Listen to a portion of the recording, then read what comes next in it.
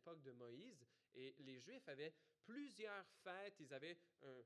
Eux avaient un calendrier liturgique. Ils avaient des fêtes à observer plusieurs fois par année. La fête de la Pâque, où on se souvenait de la sortie d'Égypte. La fête de la Pentecôte. La fête de la moisson. Il y avait le jour des expiations, le Yom Kippour. Et nos amis juifs continuent encore à fêter ces fêtes-là. Et donc, les premiers chrétiens se sont un peu inspirés de ces traditions juives pour en faire des fêtes chrétiennes, justement. Jésus est ressuscité à la fête de la Pâque juive. Et le Saint-Esprit est envoyé au moment de la fête de la Pentecôte juive. Et donc, les chrétiens, à travers les années, les premiers siècles ont donc structuré le calendrier de l'année pour se souvenir de ces grands événements. Malheureusement, avec les années, il y a toutes sortes d'autres fêtes qui se sont rajoutées alors que les traditions humaines, à travers les siècles de l'histoire de l'Église, alors que des traditions humaines venaient se rajouter à ce qui était clairement établi dans la Bible. Et il y a eu un culte de plus en plus important qui était donné à Marie, qui, selon certaines traditions, selon la tradition catholique, elle était restée toujours vierge, qu'elle-même était montée au ciel comme Jésus, qu'elle n'avait jamais péché. Et il y a eu un culte de plus en plus important qui était voué à Marie et aussi à plusieurs des saints, plusieurs des martyrs au début. Au début, c'était des chrétiens qui avaient été prêts à mourir pour leur foi en Jésus, et les chrétiens voulaient se souvenir d'eux, honorer leur mémoire et chercher à imiter leur foi. Mais c'est devenu de plus en plus une forme d'adoration, de culte voué à ce qu'on espère dans le meilleur des cas, étant des héros de la foi.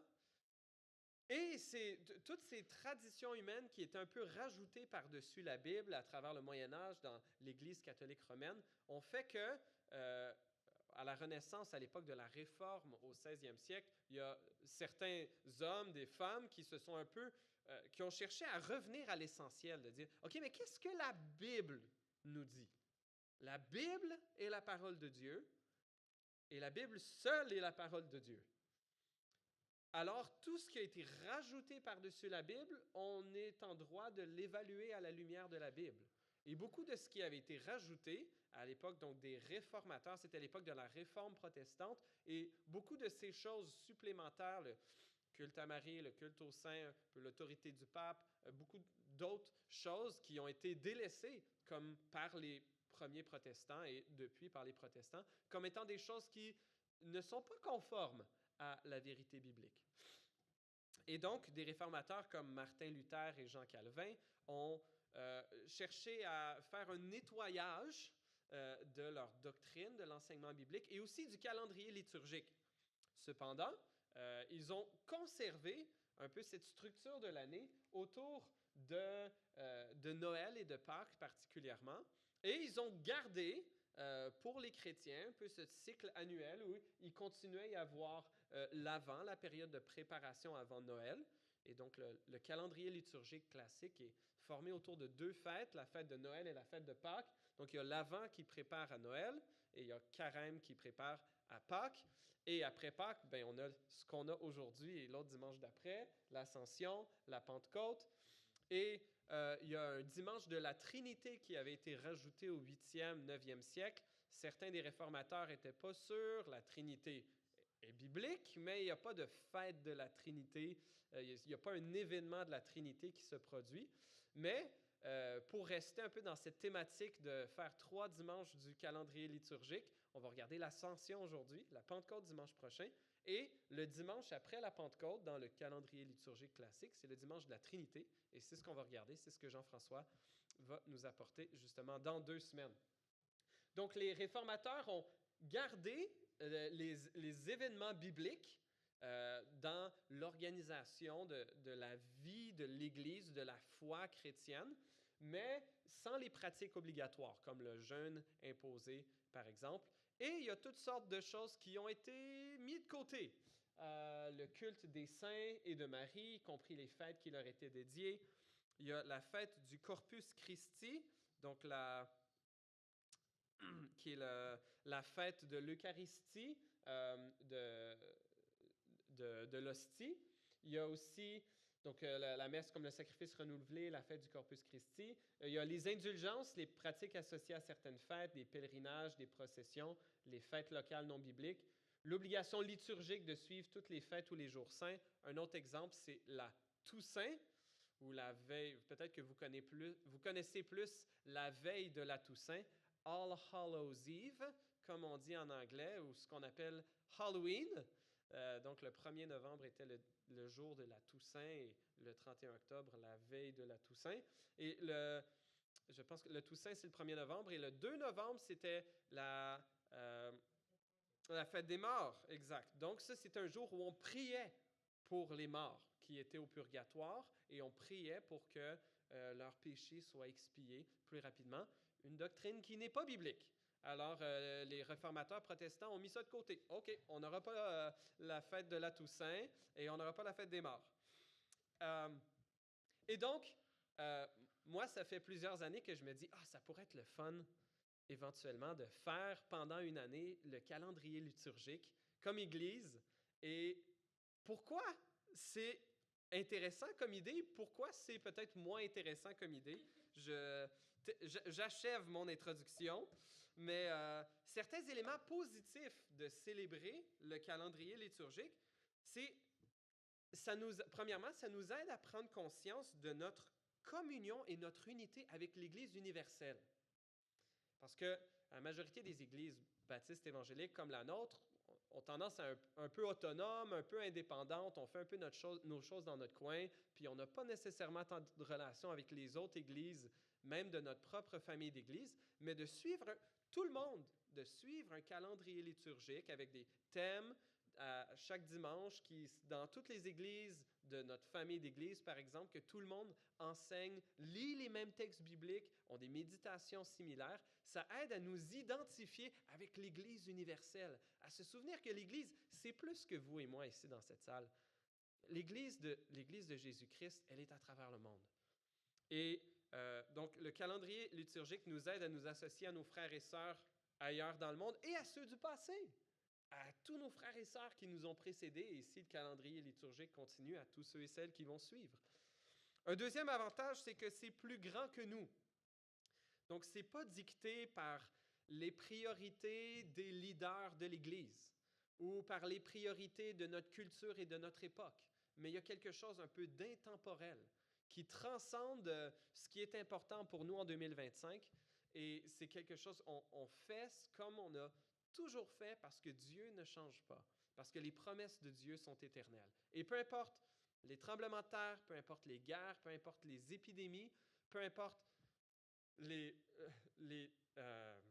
tragédies nationales ou personnelles, le plan de Dieu continue à s'accomplir. Une autre chose, ça nous force à réfléchir à des sujets qu'on n'aurait pas nécessairement choisis. C'est quand la dernière fois que vous avez entendu une prédication sur l'ascension? Moi non plus. Ou une prédication sur la Trinité. Peut-être, on en a fait une il y a 2 ans lorsqu'on couvrait notre confession de foi, mais ça peut être bon, ça nous force à réfléchir à des thématiques qui ne seraient pas nécessairement des priorités des leaders de notre Église ou des priorités de notre culture dans laquelle on est. Et le but du calendrier liturgique, c'est de nous amener à méditer chaque année sur les éléments centraux de notre foi, notamment la naissance de Jésus et particulièrement sa mort et sa résurrection, comme on cherche à se remémorer au moins tous les mois de façon olfactive et gustative en partageant le repas du Seigneur. Mais il y a un intérêt, un certain renouveau dans les dernières années pour des traditions d'Église plus liturgiques, quelque chose où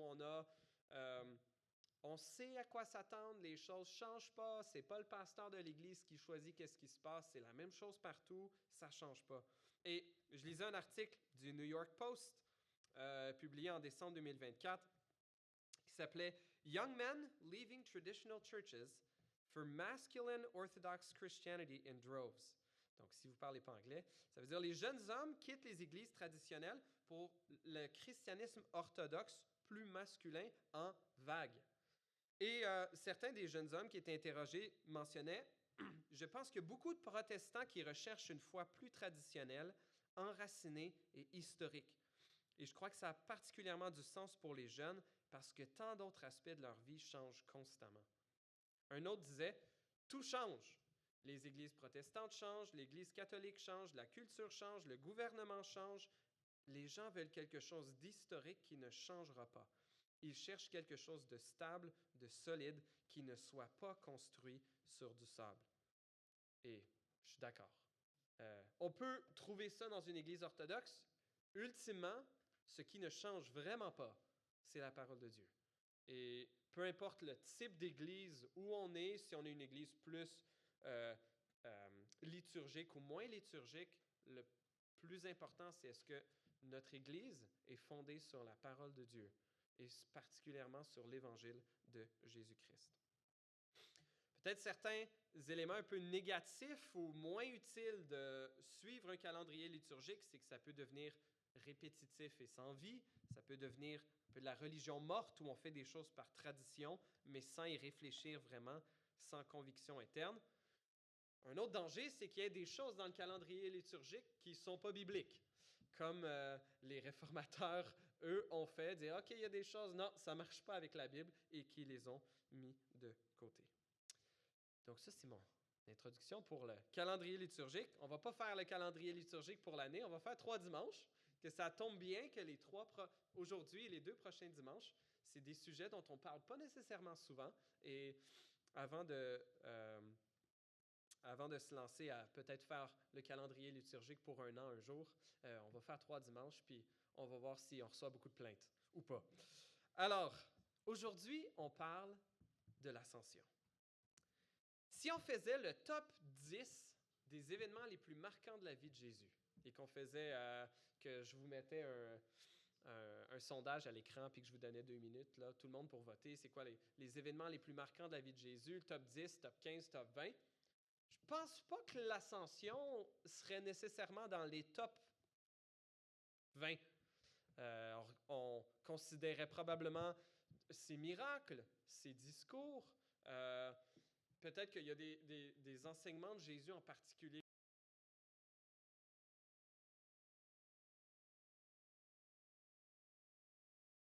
Et eux, dans le fait qu'ils viennent au Seigneur, la parabole du fils prodigue avait été vraiment un point tournant pour eux, ou la parabole des 4 terrains, ou la parabole du semeur. Donc, il y a de ces enseignements de Jésus, de ces pas nécessairement quelque chose auquel on pense souvent. Et c'est bon, aujourd'hui, de s'arrêter et réfléchir à cela. Ça tombe bien, c'est le dimanche de l'Ascension, ou jeudi, c'était le jeudi de l'Ascension. Je vous invite à tourner avec moi. Je m'excuse, je ne l'ai pas à l'écran, mais dans Luc, l'Évangile selon Luc, au verset 24, au chapitre 24, pardon, on va lire la fin de Luc, les 10 derniers versets de Luc et les 10 premiers versets du livre des Actes, qui sont la suite de Luc. Donc, environ aux 3 quarts de votre Bible, peut-être, il y a les évangiles, Matthieu, Marc, Luc et Jean. On va regarder le dernier chapitre de l'Évangile selon Luc, à partir du verset 44 jusqu'à la fin. On est après que Jésus soit mort, ait été crucifié, après qu'il soit ressuscité. Et là, maintenant, il apparaît à ses disciples, un peu pour la première fois ici dans Luc. Et Jésus se présente à ses disciples, il leur prouve qu'il est réellement ressuscité. Et voici les dernières choses qu'il leur dit dans Luc, chapitre 24, à partir du verset 44. Je lis la parole de Dieu. Puis, Jésus leur dit, « C'est ce que je vous disais lorsque j'étais encore avec vous. Il fallait que s'accomplisse tout ce qui est écrit à mon sujet dans la loi de Moïse, dans les prophètes et dans les psaumes. » Alors il leur ouvrit l'intelligence afin qu'ils comprennent les Écritures. Et il leur dit, ainsi il était écrit que le Messie souffrirait et qu'il ressusciterait le troisième jour, et que la repentance et le pardon des péchés seraient prêchés en son nom à toutes les nations, à commencer par Jérusalem. Vous êtes témoins de ces choses. Et voici que j'enverrai sur vous ce que mon Père a promis. Quant à vous, restez dans la ville de Jérusalem jusqu'à ce que vous soyez revêtus de la puissance d'en haut. Il les conduisit jusque vers Béthanie, puis il leva les mains et les bénit. Pendant qu'il les bénissait, il les quitta et fut enlevé au ciel. Quant à eux, après l'avoir adoré, ils retournèrent à Jérusalem, remplis d'une grande joie. Ils étaient constamment dans le temple, louant et bénissant Dieu. Que le Seigneur bénisse sa parole. Et je vous invite à sauter par le sujet selon Jean pour arriver jusqu'à passer Jean chapitre 21, les 21 chapitres de Jean, jusqu'au premier chapitre des Actes des Apôtres, qui est la suite. C'est le livre de Luc, l'Évangile selon Luc et les Actes des Apôtres ont été écrits comme une histoire en 2 tomes. Donc, tome 1, c'est Luc, et tome 2, c'est les Actes des Apôtres. Et Luc reprend, c'est le même auteur, et Luc reprend un peu ce dont il vient de parler et rajoute certains détails différents par rapport à l'ascension de Jésus. Donc, je lis dans Actes des Apôtres, chapitre 1, les versets 1 à 11. Cher Théophile, dans mon premier livre, j'ai parlé de tout ce que Jésus a commencé à faire et d'enseigner jusqu'au jour où il a été enlevé au ciel après avoir donné ses ordres par le Saint-Esprit aux apôtres qu'il avait choisis. Après avoir souffert, il se présenta à eux vivant et leur en donna de nombreuses preuves pendant 40 jours. Il se montra à eux et parla de ce qui concerne le royaume de Dieu.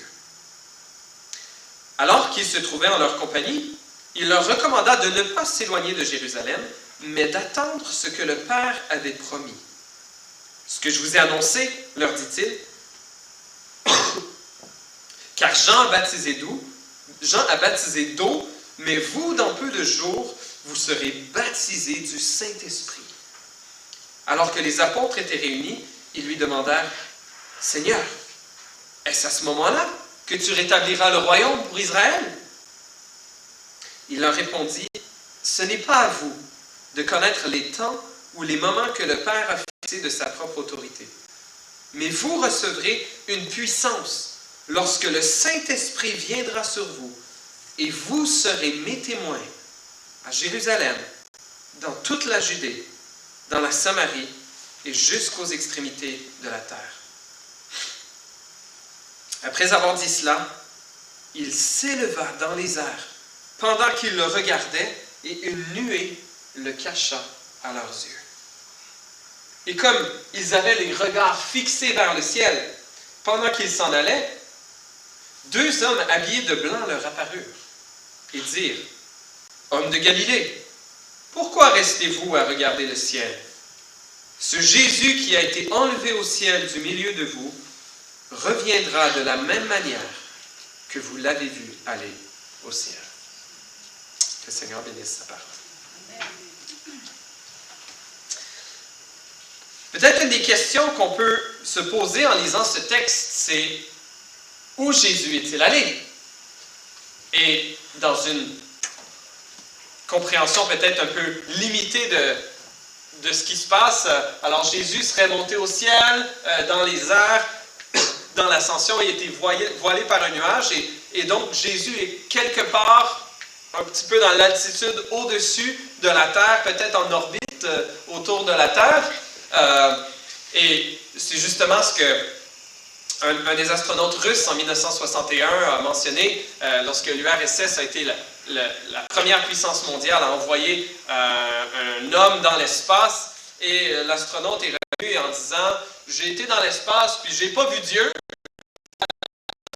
Dieu n'existe pas. » Et dans cette forme d'athéisme peut-être un peu simpliste, ils employaient là un argument que parce qu'on était allé dans l'espace, on avait dépassé les nuages et qu'il n'y avait pas de ciel ici. Alors donc, c'était la preuve que Dieu n'existait pas.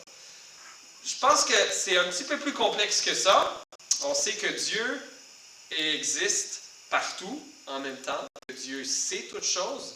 Et aussi la façon que la Bible nous parle de comment Dieu traite avec le temps, que pour lui, 1000 ans sont comme un jour et un jour sont comme 1000 ans, que Dieu existait avant même la création de l'univers, avant la création de l'espace-temps, comme on le comprend. C'est-à-dire que Dieu lui-même est éternel, il n'est pas un peu figé dans le temps, l'espace-temps comme vous et moi le sommes. Alors donc Dieu probablement, et c'est ce que les théologiens suggèrent, voit toutes les époques en même temps. Lui n'est pas un peu pris sur la rivière du temps à couler sur la rivière sur le bateau, et lui il est en hélicoptère. Il voit toute la rivière en même temps. Il voit tout ce qui se passe dans toutes les époques en même temps. Et lorsque Jésus est remonté au ciel, c'est-à-dire qu'il a quitté l'espace. Ce que je comprends, c'est que Jésus a quitté l'espace-temps et il est retourné dans cette dimension spirituelle éternelle dans laquelle Dieu existe et subsiste. Et une des choses que la Bible nous dit et que le Nouveau Testament nous rappelle à plusieurs reprises, c'est que Jésus, ayant été élevé au ciel, où est-il maintenant?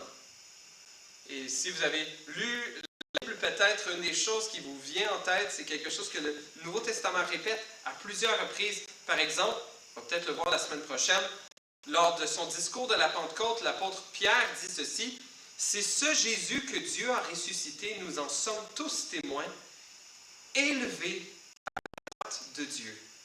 Il a reçu du Père le Saint-Esprit qui avait été promis, il l'a déversé. » Philippiens 2,9, c'est aussi pourquoi Dieu l'a élevé à la plus haute place, comme on l'a chanté à plusieurs reprises. Il lui a donné le nom qui est au-dessus de tout nom. Il a été élevé à la plus haute place et il s'est élevé à la droite de Dieu. Il a reçu une gloire et un honneur qu'il ne possédait pas auparavant dans son incarnation en tant que Dieu homme ici, et il siège maintenant à la droite de Dieu. J'aimerais, dans le temps qui nous reste, qu'on regarde 5 bénéfices, nos bénéfices de l'ascension de Jésus-Christ. Ouf, je suis désolé, ça n'a pas sorti comme mais ça n'a pas sorti comme j'espérais. Donc, on va regarder 5 bénéfices de l'ascension de Jésus-Christ. On va les regarder rapidement. Je vous les dis en rafale et ensuite on va les regarder. Tout d'abord, et les 3 premiers réfèrent à ce qu'on appelle les 3 offices de Christ ou les 3 fonctions de Christ comme prêtre, roi et prophète. Donc Jésus est un grand prêtre pour notre culpabilité, un roi pour notre impuissance et notre anxiété, un prophète pour notre ignorance en envoyant son esprit. Et 2 autres bénéfices de l'ascension, Jésus nous donne une nouvelle mission et une nouvelle espérance. Regardons-les un à la fois. Tout d'abord, Jésus est un grand prêtre pour notre culpabilité. Lorsque Jésus est monté dans le ciel, il a rejoint la dimension spirituelle que nous ne pouvons pas voir. Il s'est assis à la droite de Dieu. Et justement, un des premiers disciples de Jésus, dans Actes chapitre 7, Étienne, lorsqu'il témoignait de Jésus devant une grande foule en colère, et ils étaient sur le point de le lapider, de lui lancer des pierres pour le tuer, Dieu lui a permis d'entrevoir la de ce qui se passait dans le monde spirituel qui est peut-être connexe avec le nôtre, mais qu'on ne voit pas, qu'on n'est pas capable de percevoir. Et Étienne a dit: je vois les cieux ouverts et je vois Jésus debout, le Fils de l'homme debout à la droite de Dieu. Et Jésus est pour nous un grand prêtre pour notre culpabilité. Jésus, Mario nous en a parlé tantôt, par sa mort, par son sacrifice, le don de son corps qui a été mutilé, son corps qui a versé son sang pour nos péchés, Jésus est devenu le seul sacrifice parfait pour nous, le seul moyen pour nos fautes d'être lavées, pour tous ceux et celles qui placent leur foi en lui et qui sont prêts à le suivre comme roi, Seigneur et maître de leur vie. Et l'Épître aux Hébreux nous donne un aperçu de ce qui s'est passé dans les lieux célestes lorsque Jésus est monté au ciel, lorsqu'il est allé s'asseoir à la droite de Dieu. Et que Jésus est venu offrir son sang, un peu qu'il est allé dans le ciel comme temple et il a offert son sang, ou il a montré son sang comme sacrifice pour nous tous. Dans Hébreux 10, versets 11 à 14, il est dit ceci, c'est un passage vraiment intéressant. L'auteur de l'Épître aux Hébreux nous dit « Tout prêtre se tient chaque jour debout pour faire le service et offrir fréquemment les mêmes sacrifices. » Donc à l'époque de l'Ancienne Alliance, des sacrifices qui, ajoute l'auteur, ne peuvent jamais enlever les péchés. Tandis que Christ, après avoir offert un seul sacrifice pour les péchés, s'est assis pour toujours à la droite de Dieu. Il attend désormais que ses ennemis soient réduits à lui servir de marchepied. En effet, par une seule offrande, il a conduit à la perfection pour toujours ceux qu'il rend saints. Et certains interprètes nous rappellent que dans le temple, dans le tabernacle et dans le temple, à l'époque de Moïse, à l'époque de David, de Salomon, de l'Ancien Testament, il y avait plusieurs meubles. Il y avait des tables, il y avait des autels pour des sacrifices, mais il n'y avait aucune chaise. Et l'auteur de l'Épître aux Hébreux nous dit, justement, au verset 11, pour faire le service, mais tandis que Christ, après avoir offert un seul sacrifice pour les péchés, s'est assis pour toujours à la droite de Dieu. Amen. Il n'y a plus besoin de sacrifice. Jésus est notre grand prêtre qui est maintenant assis. Nos péchés sont lavés pour toujours par un seul sacrifice pour tous ceux qui placent leur foi en lui. Vous n'aviez pas besoin de faire couler votre propre sang. Vous n'avez pas besoin de faire couler le sang d'animaux. Le sang de Jésus nous purifie de tout péché. Et Jésus, dans son rôle comme grand prêtre pour nous, l'Épître aux Hébreux nous dit que Jésus intercède pour nous. Il est notre défenseur auprès de Dieu le Père. Il y a un texte magnifique dans quelques chapitres plus tôt dans Hébreux 4, versets 14 à 16, que je vous lis également, où il est dit ceci: « Ainsi, puisque nous avons un souverain grand prêtre qui a traversé le ciel, Jésus le Fils de Dieu, restons fermement attachés à la foi que nous professons. En effet, nous n'avons pas un grand prêtre incapable de compatir à nos faiblesses. Au contraire, il a été tenté en tout point comme nous, mais sans commettre de péché. Approchons-nous donc avec assurance du trône de la grâce, afin d'obtenir compassion et de trouver grâce pour être secourus au moment opportun. » Un peu plus tard, dans Hébreux 7, verset 25, l'auteur de l'Épître aux Hébreux nous dit « Par conséquent, Jésus, peut sauver parfaitement ceux qui s'approchent de Dieu à travers lui, puisqu'il est toujours vivant, intercéder en leur faveur. » Jésus est notre avocat auprès de Dieu le Père. Romains 8, 33, 34, l'apôtre Paul dit ceci: « Qui accusera ceux que Dieu a choisis? C'est Dieu qui les déclare justes. Qui les condamnera?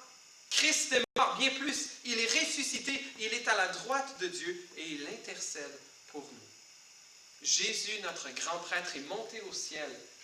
Il est un grand prêtre pour votre culpabilité et pour ma culpabilité. Par la foi en Jésus, elle est effacée. Revenons à lui. Revenons à lui. Notre dette est payée. Elle est effacée. Deuxièmement, Jésus, suite à son ascension, est un roi pour nous, pour notre impuissance et pour notre anxiété. Dans Éphésiens 1, versets 20 à 23, l'apôtre Paul dit ceci. On est dans la suite du chapitre que Ruth Benz nous avait lu tantôt. On avait lu les versets 3 à 14 d'Éphésiens 1. Si on saute un petit peu plus loin au verset 20, l'apôtre Paul nous dit ceci.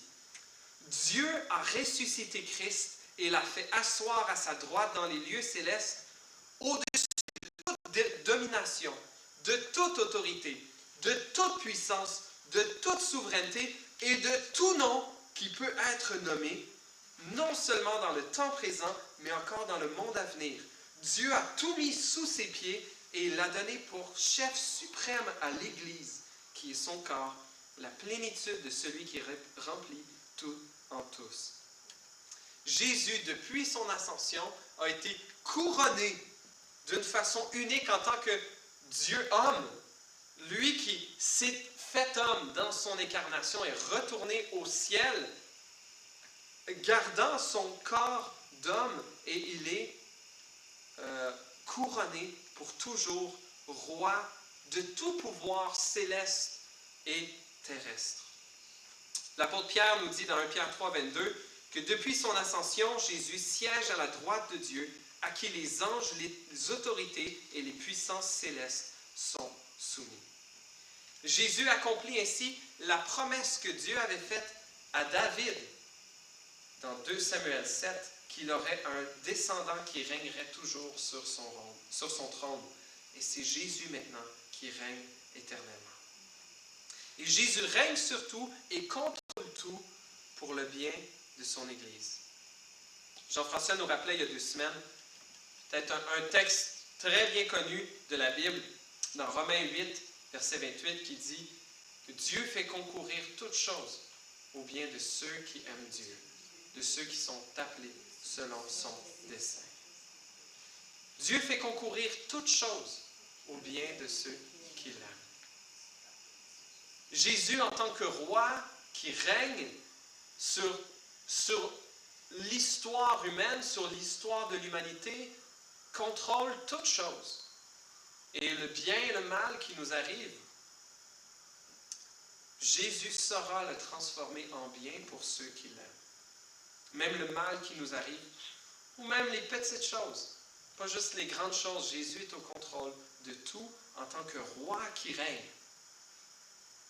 Et pour nous qui sommes impuissants, pour nous qui sommes anxieux, quel bon rappel de méditer que Jésus, élevé dans les cieux, maintenant règne comme roi sur toute l'histoire.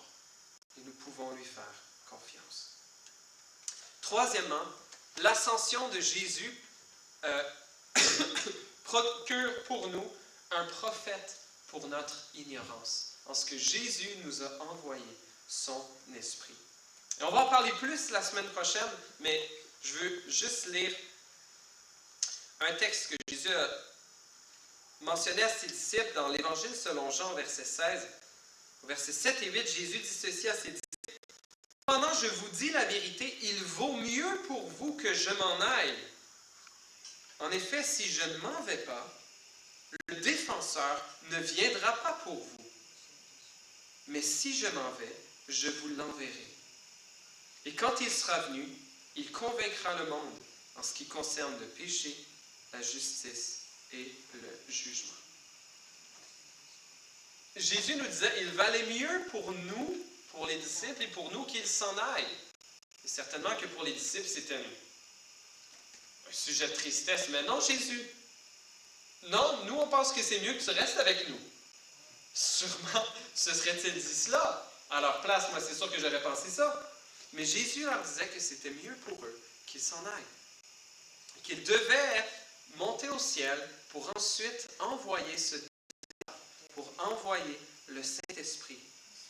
Et justement, dans les 2 textes de l'Ascension, dans Luc 24, dans Acte 1, Jésus alors qu'il est sur le point d'être élevé au ciel, promet à ses disciples, je vais vous envoyer un consolateur. Dans Luc 24, 49, voici que j'enverrai sur vous ce que mon Père a promis.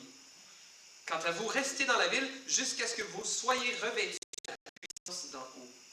Dans Acte 1, verset 8, un verset bien connu, mais vous recevrez une puissance lorsque le Saint-Esprit viendra sur vous, et vous serez mes témoins à Jérusalem, dans toute la Judée, dans la Samarie et jusqu'aux extrémités de la terre. Il fallait que Jésus monte au ciel pour qu'il nous envoie son esprit. Et on va méditer plus sur ça la prochaine, mais entre autres, juste ceci, par son esprit, Jésus a promis à ses disciples, dans la fin de l'Évangile selon Matthieu, et voici, je suis avec vous tous les jours jusqu'à la fin du monde. Et par son esprit, Jésus est avec nous.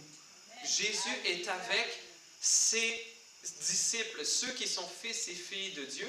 Et si Jésus ne pouvait être qu'à un seul endroit, l'Évangile n'aurait pas pu être répandu comme il a été par l'envoi de son esprit.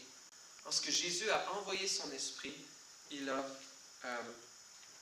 revêtu ses disciples de la puissance de faire connaître l'Évangile autour d'eux. Et c'est justement le point 4, une nouvelle mission. Je vais aller rapidement ici, mais Jésus disait à ses disciples, vous êtes témoins de ces choses, dans Luc 24, au verset 48, dans le texte qu'on vient de lire, dans Acte 1, verset 8, Jésus dit, vous serez mes témoins. Et Jésus leur a donné cette mission de faire de toutes les nations des disciples. Et Dieu a envoyé son esprit pour donner cette capacité, donner ce courage. Et même Dieu l'a démontré avec le don des langues à l'époque de la Pentecôte. C'était le renversement de Babel où Dieu avait confondu les peuples et maintenant, par la force du Saint-Esprit, Dieu allait permettre à son Église, à ses enfants, de pouvoir annoncer l'Évangile partout à travers le monde, dans toutes les langues, à tous les peuples. Et lorsque Jésus nous a dit, voici, je suis avec vous tous les jours, c'était particulièrement dans le contexte de cette mission qu'il avait donnée à ses disciples, de faire de toutes les nations des disciples. Jésus est au ciel maintenant et il nous envoie. Il nous a donné une nouvelle mission que d'être témoins de la mort, la résurrection de Jésus et de la transformation qu'il opère dans nos vies. Mais ça, c'est une chose, peut-être que vous n'êtes probablement pas des témoins oculaires de la résurrection de Jésus.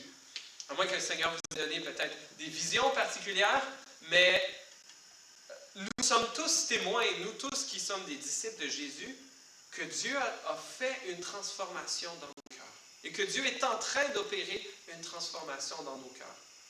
A placé en nous si vous êtes chrétien, Dieu, c'est un prérequis pour être chrétien, que de réaliser qu'on ne peut pas se sauver nous-mêmes. Que nous sommes impuissants pour accéder à la présence de Dieu par notre propre bonté et notre propre piété. Que nous avions besoin du sacrifice de Jésus pour être lavés. Qu'il est notre seul espoir pour être réconciliés avec Dieu. Et ça, c'est une mission qui vaut la peine d'être annoncée. Et cette mission que Jésus nous a envoyée annoncer, après qu'il soit monté au ciel, on voit les disciples qui regardaient les nuages où Jésus avait disparu, peut-être en essayant de voir s'ils le voyaient encore. Et là, il y a deux hommes qui sont apparus à côté d'eux, ou qui sont arrivés à côté d'eux, et qui leur ont dit, « Pourquoi restez-vous à regarder le ciel? Ce Jésus qui a été enlevé au ciel du milieu de vous reviendra de la même manière que vous l'avez vu aller au ciel. » Dans le fait que l'ascension procure pour nous un cinquième bénéfice, une nouvelle espérance. L'espérance que bientôt Jésus va revenir. Et bientôt Jésus va renverser tout le mal qui a été fait. Et bientôt Jésus va faire justice. Et bientôt Jésus va amener ses disciples, les enfants de Dieu, à cette place qu'il a préparée d'avance pour nous.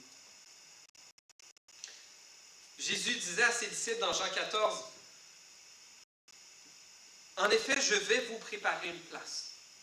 Lorsque je vous aurai préparé une place, je reviendrai et je vous prendrai avec moi, afin que vous soyez vous aussi là où je suis. » L'ascension, tout comme le repas du Seigneur, nous remémore, nous appelle à nous souvenir, à rappeler à l'avant de notre cortex frontal, ramener dans notre conscience que Jésus revient bientôt. Et que cette mission vaut la peine d'être annoncée. Que cette bonne nouvelle vaut la peine d'être annoncée.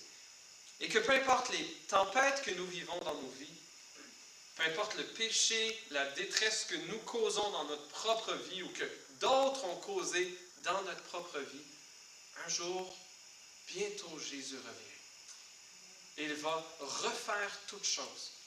Il va recréer ce monde, le ramener à un état où le ciel et la terre s'embrassent, se chevauchent, où le royaume de Dieu viendra parfaitement sur terre et où nous serons unis avec Jésus pour toujours.